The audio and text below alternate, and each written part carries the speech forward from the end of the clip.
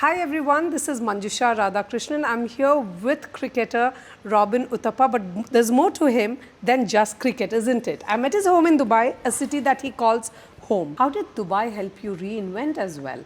Moving to Dubai was genuinely to offer a better quality of life for our kids. And as parents, both Sheets and I, my wife and I, actually sat and discussed what do we want to offer the kids as parents. Yes, they'll have money. Yes, they'll have we want them to pursue their passions or their purposes in life. Yes, we want them to be financially independent, and yes, they'll have all of that. But as value systems, what do we want to give them?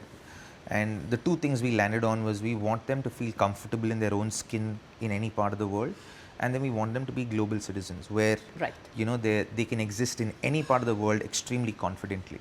And we felt the best way to do them was to give them exposure, and there were two ways of giving them exposure. One is to travel with them to different parts of the world, and given our life and the way our life is set up, we felt like we would be restricted to do that maybe once or twice a year compared to maybe doing it 5-6 times a year if our life was different. The other way to do it is to put them into a multicultural society. A school? Yeah, a multicultural society where basically in Dubai, if you look at Dubai, it is so multicultural. Yes, there are 200 nationalities here. Yeah, it's a metropolis, like you just said. So if we can help them exist there and give them the best possible opportunity to be able to become incredibly confident and social individuals that are comfortable within their own skin, then that's it. So today our kids go to a school where there are 25 kids in their class, but there are 20 nationalities. Right. So the world itself becomes smaller in their classroom, and they again are not intimidated or they're not intimidated by any color of skin. There's no bias towards any color of skin, and they all are equal. And that's the beauty about children. They operate from that divine feminine because they come through the divine feminine. So they operate from that divinity till we kind of put all of our limitations on them. Yeah. We wanted it to be close to home as well. And so this just seemed like a very natural choice, and it kind of happened very organically. And then, so we came here and we moved here 3 years ago now, and we absolutely love it. I had to live out of my comfort zone for a good 18 months because I'd left everything easy and convenient for me to provide for the family as a husband, as a father.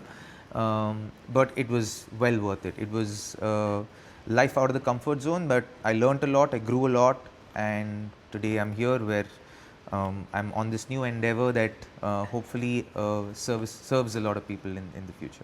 Did the gift of anonymity help you? In Dubai, I feel even a Shah Rukh Khan can have a meal at a restaurant without being accosted. They are very mindful of the space. I've not really cared much for the attention. I won't be dishonest and say that I don't enjoy the attention. I'm human. I enjoy the attention, but I enjoy to a certain limit. Right? I do love my privacy. I do love being myself, and I consider myself to be a very normal, relatable human being. And I think I can have a conversation with anybody because I believe that we're all human beings existing on different planes on the same God's green earth. Right. So I think relatability is something that I thrive on. And for me, I love having conversations with anyone. So if I'm driving to the airport, then I'm having a conversation with my chauffeur who's driving me there.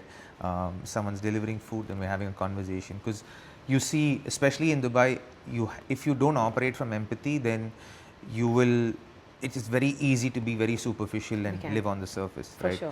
But if you can operate from a little bit of empathy and have a conversation with a delivery guy, a chauffeur who's dropping you off at the airport, or an Uber driver who's taking you from point A to point B, you learn a lot. You learn a lot about how each individual is a hero of their own story, and the sacrifices and the choices that they've made to get them where they are, and the mistakes that they've learned from, and what they have to share from that place about those aspects. There's a lot to learn, especially when it's so multicultural. There's so much to learn in this. You got to be really self-aware about how you navigate through life here, and if you're aware of that, and if you're in touch with your roots and you know where you come from, then I'm certain that this is one of the best places to live. I know, and raising kids in Dubai, how do you ensure that they are not in a bubble? That's one of the biggest fears I have. I'm like, This is not how, nanny is not going to take you to college. They actually have a nanny. There's a culture of having help, course, right? yeah. We ask for help, we get help as well. How do you insulate them, and so that they toughen up a bit as well? Or do you worry about them going to India and wondering whether The would first they thing is survive? not to fear, I think, as a parent. I think as a parent, if you operate from fear, you'll always, because kids learn from us more energetically than, than what we say. They learn through our actions, they learn through our energy. So for me, we exercise the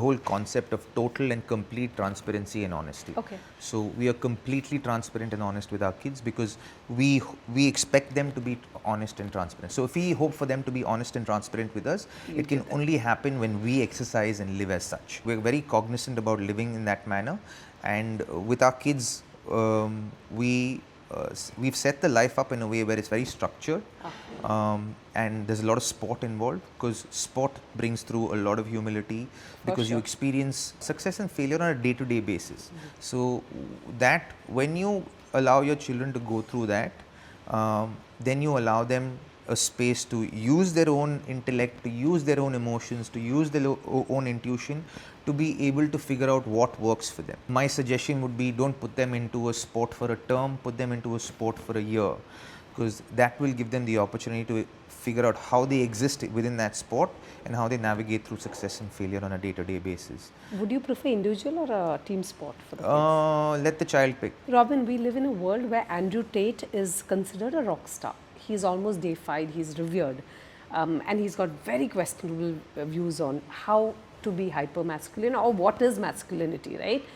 In such a world, when you are offering, let's say, a three-day crash course on it, what thoughts go in your mind? How are you going to offset something that he preaches it like it's some kind of doctrine?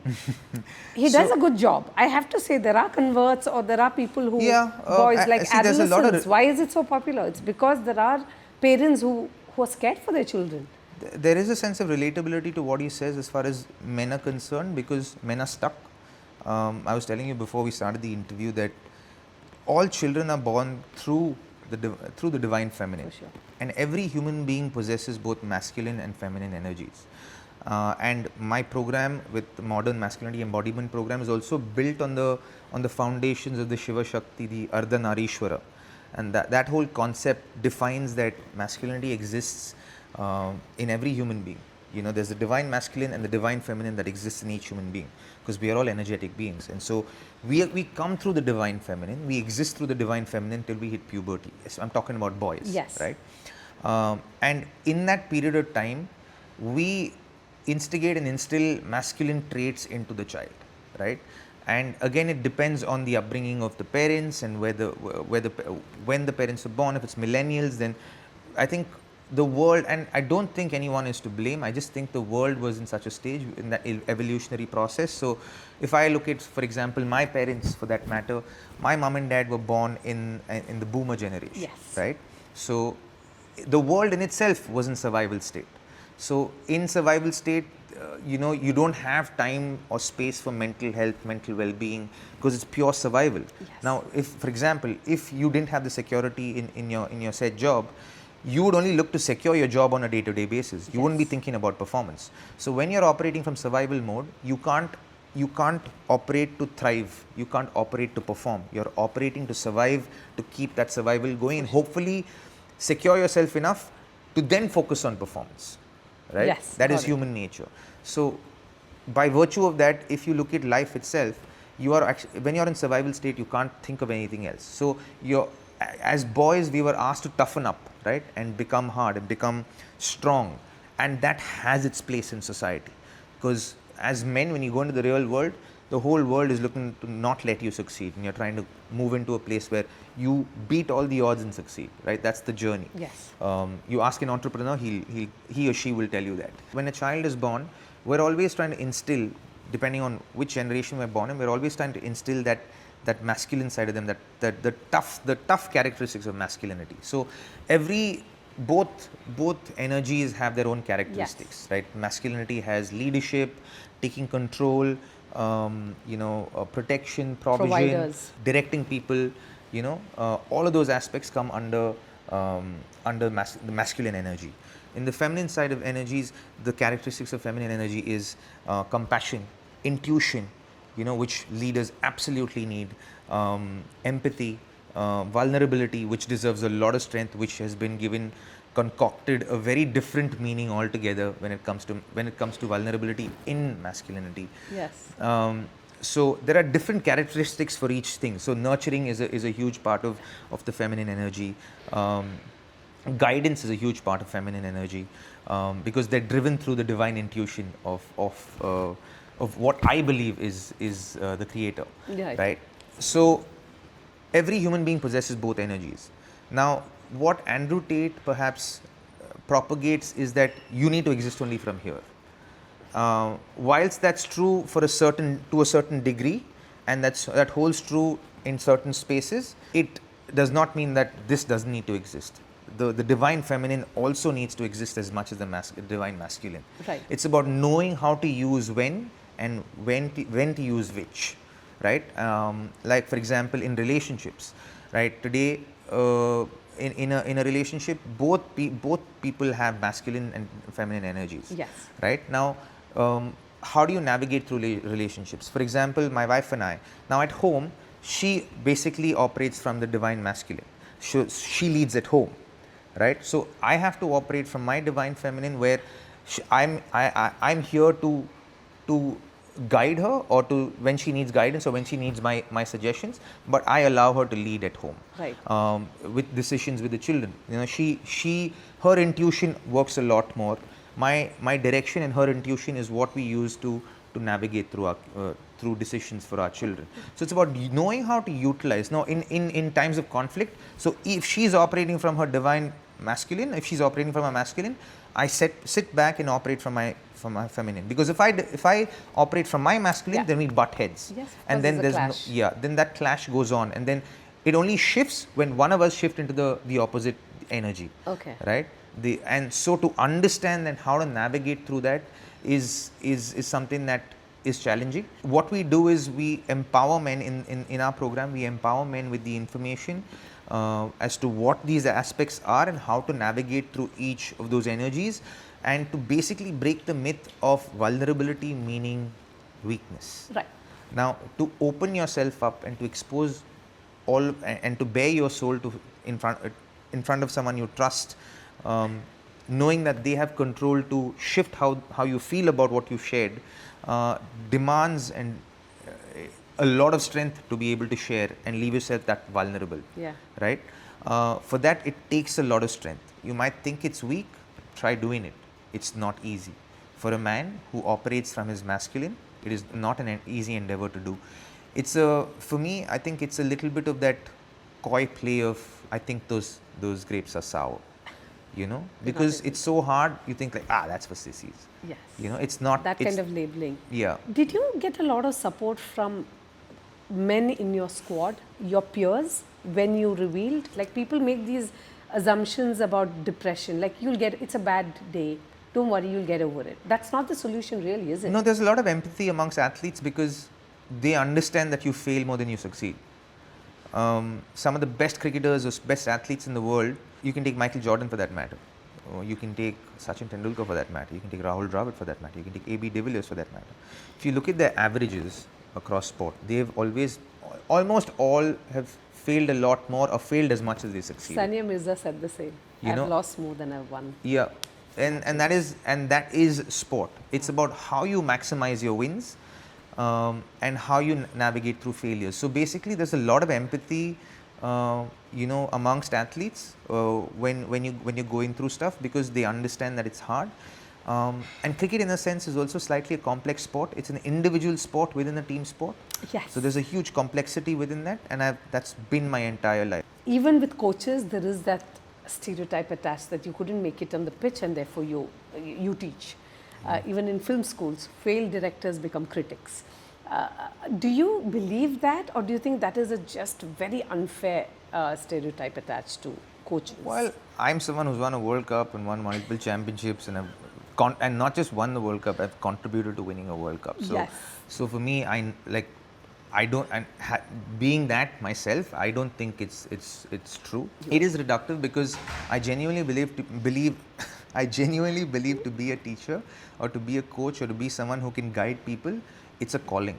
It's not a job people take. And if people are doing that as a job to put food on the table and they don't believe it's their calling, then they're doing it for the wrong reason. I believe that we must live in a world where we should agree to disagree with each other and not be hated for it. And if you don't agree with me, fair enough, you don't agree with me, but let's have a conversation.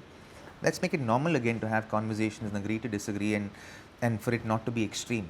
Right. Right. And unfortunately I feel the world's lesser like that today, but I'd love to add to that, to be able to build a world where my children can live in a world where they can agree to disagree based on their opinions. Did having an opinion cost you opportunities in your career? And Sure, but I believe he's in control for me, and I believe that when God decides something, and I believe in a higher power, and I believe that when God decides something and that's what your life experience is supposed to be, then I will walk through it. I will walk through everything that's uncomfortable, everything that's difficult. I'll never walk around it. I'll have conversations about it, because I have nothing to hide. I think I've lived a life that's as honest as possible.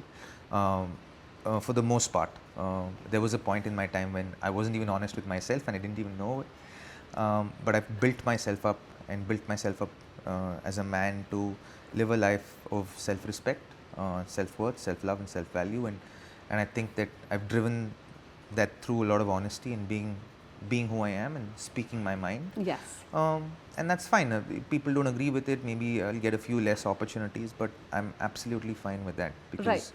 I want to be authentic to who I am as a human being. If my intention with cricket was, okay, Yeah. I want to score 10,000 runs. Yes. I want to, be known as one of the best cricketers in the world. If that was my intention, that would have been my pursuit. But my pursuit was very different.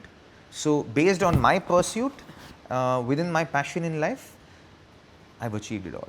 I can't tell you the overwhelming sense of peace and joy that I experienced the day that I retired, simply because I went through that entire endeavor, pursuing it, being purely aligned with my purpose in life, and achieving everything that I did achieve. And for me, that overwhelming sense of peace and joy that overcame me that day was very similar to the peace and joy and gratitude I experienced when I got married, when both my kids were born, when we won the World Cup. It's so interesting. You were actually ecstatic when you I was. You found peace and not ecstatic. The word is, because that's it felt like it was a journey complete, and I had left no stone unturned in the pursuit of staying aligned with my purpose and trying to achieve everything that I set out to achieve as an athlete. It's so interesting. This And reminds even though I didn't achieve maybe one thing, I didn't achieve. What did you not achieve? I didn't achieve a test cap, which is my childhood dream to play test cricket for India. I didn't play test cricket for India, but even though I didn't because achieve you're a purist? Is it considered more purist to have? It's like saying, I in don't the have a era that I festival. was born in or played cricket in, I wasn't purist enough. I was slightly ahead of the curve, so I wasn't purist enough. I wasn't. So you're a one-dayer. Yeah, I was a white ball. I was considered a white ball cricketer and very flamboyant and aggressive and slightly ahead of. Yeah, you were quite a movie star kind of Yeah. matinee idol swagger you had. Yeah, right? so on the on the pitch. field, yeah. So Yeah. so for me, I was so big, but I did my best. I left no stone unturned in the pursuit of achieving the test cap. I was very close as well at certain points. But it didn't happen. But there was so much learning. I learned so much. I put myself through the ringer, to be honest, in pursuit of that test cap. I transformed my batting technique completely, changed it around completely as an adult, and I can tell you from you unlearned everything, is it? I had to unlearn everything that I that's was tough. as a cricketer and relearn everything so that it fit the purist kind of format. And then I performed with that for multiple years, got really close, but it didn't come. But there's so much of technical learning, emotional learning, mental learning, physiological learning through that 5-year process. Because I went through that whole transformation while recovering from clinical depression, and so clinical depression and being suicidal. So oh my God, that- that's such a it was hectic. horrid cocktail. but it was genuinely the most I have learned as a human being, because it pushed me to my limits so often. There have been so many practice sessions where I've stopped because I'm sobbing because I don't know if what I'm doing is right or wrong, and my coach is there, and we were like, it's okay, let's take it one day at a time. Let's ease into it. And then there were times I had zero confidence. So when you're breaking your game down, you're destroying your confidence along with it. Yes. Right? And you're breaking No it down to ego. its foundations Zero ego. altogether. So you have to have no ego to break your game down. Then you break it down to complete zero, and then you're trying to build something up. And what you're building is completely unfamiliar to you.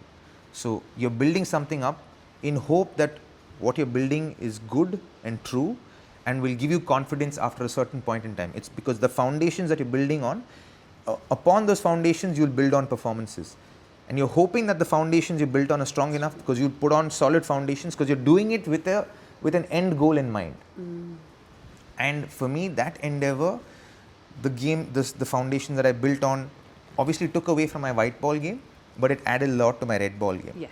But the knowledge it gave me about batting technique, today I can tell you with utmost confidence, I can work with any batter in the world and help them achieve whatever goals they want to achieve. I'm struggling with my nighttime routine, which I'm really trying to master. Yes. And that's something that adds a lot of turmoil to my life. Time management was one. So I believe the only way to get to balance in life is through imbalance. Think of it as a seesaw. You go through imbalance here, and then you go through imbalance here, and then you'll find a modicum of balance. And if you are self-aware enough, you'll hold on to the balance. Fair enough. Right? And if you're managing that place of balance enough, and if you go off self-awareness, and it goes off again. So I think balance is like that. So for me, I've been through the rigors of being imbalanced on both sides with time management. I've found time and slightly better, but now I think I've tipped over on one side, because whilst I'm trying to build this, there's so many different opportunities that come my way, and so many different meetings that happen, and so many different iterations of programs that you want to do for that corporates ask you for, as far as leadership coaching is concerned, performance coaching is concerned. They want different programs, and you're building those different programs, and you're saying yes to a lot of different programs based on the kind of goals that they're trying to achieve as a corporate. So you're trying to say yes to all of that, and then you're managing time, and then it just goes off. Robin, I know people know you as a cricketer, but what should we know more about you? I have a passion project within my company, which is we focus on mental health, because I think that's a topic that's still there's a lot of taboo attached to it. So we focus on that, and the other one is very close to my heart. It's a modern masculinity program, and it's a 3.5-day coaching intensive called the Ember Born 11.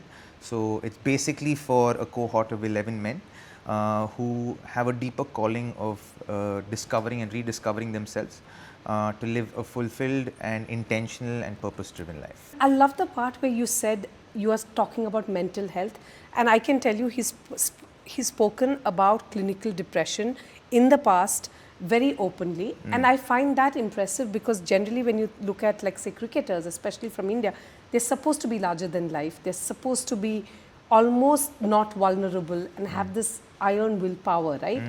And hyper masculine. What made you decide to actually just talk about it openly? Well, it was actually my journey, going through clinical depression and being suicidal for a period of time. It was when I first went to a counselor that I realized that how empowering and how empowered I can actually be, even though I'm going through something that is so heavy for me to carry on a day-to-day basis.